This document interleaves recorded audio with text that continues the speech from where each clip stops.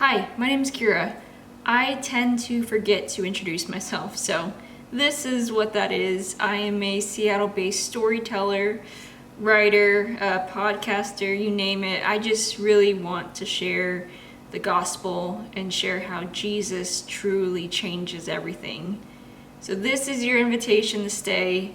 You can find other episodes as well as my blog, any other important links, all in the description. Also, you can check it out on Gauthier.com. That should have everything that you're looking for, but there is grace here, there is love here, there is truth here. I hope you enjoy today's episode.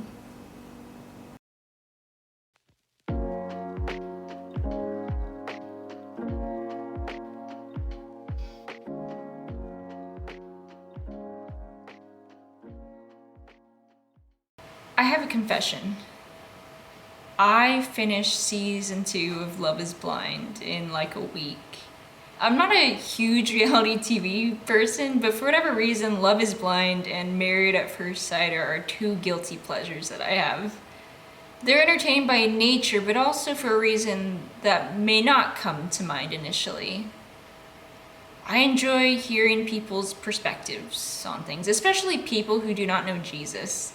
I am fascinated by the way unbelievers think and how they see the world.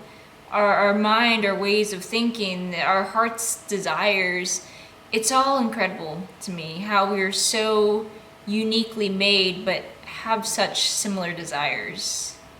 And I don't know, I find it helpful to hear others' perspectives on anything and everything. Christians, we are called to be experts in the culture. This means we have to listen more. In order to share the gospel, we must first understand how to communicate with the world, right? To communicate with the world, we have to understand the world. We have to understand the culture.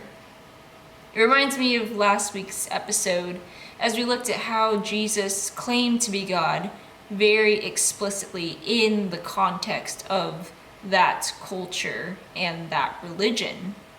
As you look to share the gospel, learn how to best communicate with the culture. I share these realizations I have as I continue to learn more about today. And I pass these on to you so you can become better at sharing who Jesus is. All right, my Christian apologists. You'd be surprised with what you can learn about the culture from watching reality TV. And I'm not necessarily telling you to invest in it, but rather as a reminder that we can learn about the culture in so many different ways, all right? We are in the world, but not of it. And so anyway, I was watching Love is Blind, and I was paying close attention to their perspectives on love. What was even more interesting was this is the first time I was watching the show as a married woman. And so that kind of changed my perspective a little bit, but I'll share more on this a little bit later. There's a common trend among these contestants and their lines of thinking. It sounds as if marriage is like the one thing that they're missing in order to have a fulfilled life. It's often this narrative that I hear, I went to school, I got a job, and now I'm super successful and well established. I'm a homeowner, and I have this awesome golden retriever that I get to play with all day long.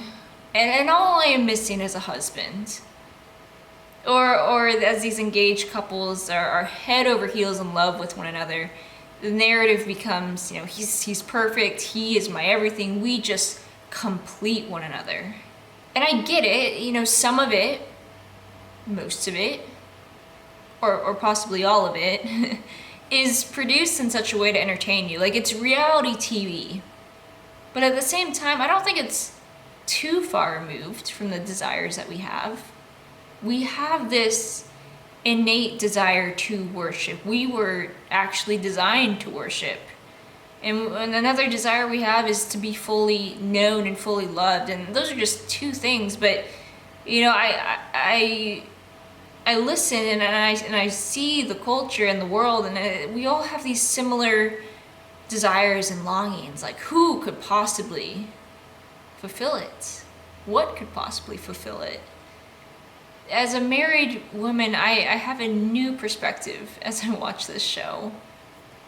As I see, the couples in the honeymoon phase, and I listen to the way that they speak to one another and the way they speak about one another, it's as if this person or this marriage is the end-all be-all for them. Like after this, life is perfect. There will be hardly any hardship, the tiniest amount of pain, and barely any suffering moving forward. And I don't mean to sound cynical, but I want to tell them that life does not necessarily get better after you get married. For a time, sure, it seems like you and your spouse are in your own world, but at some point you disagree. At some point you realize marriage is hard. It's worth it, and it's awesome if it's a part of God's plan, and it's awesome when it's done God's way. But it's ridiculously difficult at times. My husband is currently in Georgia for work, and so as I've been holding down the fort here, the number of arguments goes down rapidly when you take one person out of the equation. And it's not even like we argue frequently. We've learned how to communicate well, and we continue to learn how to communicate well. But just by equation, if it's just me, who am I going to argue with? Me?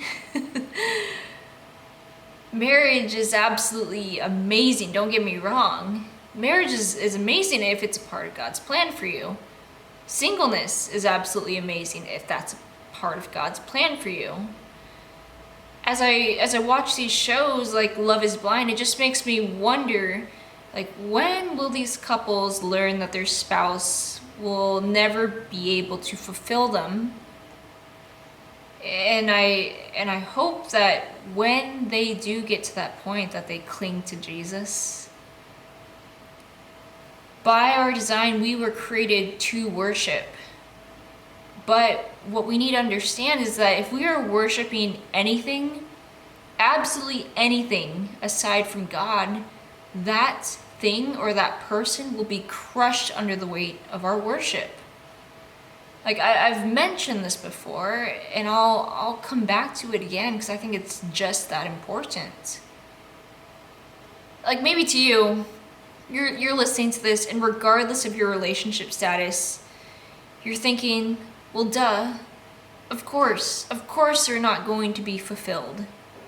Of course it's not going to be happily ever after. That's obvious, Kira. Is it though? We're all chasing something. We all think something earthly will fulfill us. Sure, it might not be that person or that relationship, but I don't know, maybe it's money. Sometimes I have this tendency to think that if my groom and I, if we had more money, then I'd be a lot happier. If only I could shop comfortably at Trader Joe's. Or if only I could buy a Tesla. Then I've made it. I would be fulfilled. But as I say these things, I wonder who is listening. I wonder if there is someone listening who is able to shop at Trader Joe's or who owns a Tesla, and maybe they're just shaking their heads right now. Maybe they're thinking sure, it's nice to own these things, but that doesn't take away the longings. It doesn't take away the pain. It won't fulfill you in the way that you think.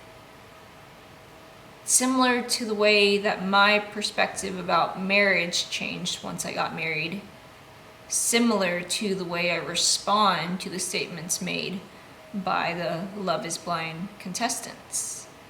Right, when we talk about money, and how often do you hear the same claims from people that are millionaires or billionaires, right? They say that money doesn't take away the problems, money can't buy happiness, money, does not fulfill you in the way that you would hope it would. Maybe to you it's not money specifically, but it's that dream job that you're chasing. Like, if only you could climb the corporate ladder, then you've made it. That's the one thing that you're missing. And I wonder if anyone working their dream job right now is listening to this and they're shaking their heads because they have it, but they still aren't happy. It didn't fulfill them in the way that they thought it would. Or to my high school students listening, maybe to you it's getting into that dream college. If only you could be accepted, then that is the moment that life surely begins, and it's just pure bliss from there. But my college students that are listening to this, like, you guys are shaking your heads. They can speak from experience. I can speak from experience. Like, I got into the college I wanted to. I got into the major I wanted to. I graduated with a degree that I wanted to. But it didn't fulfill me, not in the way I hoped it would. So I gently press you, what is it that you're missing? I'll start. For me, bodybuilding is such a big part of my life now. Like, I've really fallen in love with the sport, though I don't think it would be healthy for me to compete, so I don't ever plan on doing that. Bodybuilding is aesthetics based, right? It requires you to keep looking in the mirror and learn how to sculpt and strength train your body in a way that looks appealing. For me, sometimes I think that if I looked a certain way, likely a way that isn't even remotely achievable unless I severely abused PEDs. But sometimes I think that if I had my dream physique, if I looked a certain way, then I'd be fulfilled. But let's be honest, man. Like, some bodybuilders have that.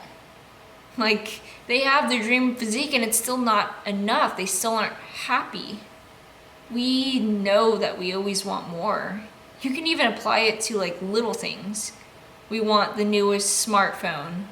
We want food to taste better. Like, the day after our birthday, we already want more stuff. What we want is never enough. Why is this? I thought that even if I could achieve half of my dream physique, then I'd be happy. But it didn't work. It left me even more unhappy, and now to this day I struggle with body dysmorphia. Great. So now what? Do I just keep trying to be fulfilled by this sport, or do I turn to something else in this world? You may be able to relate.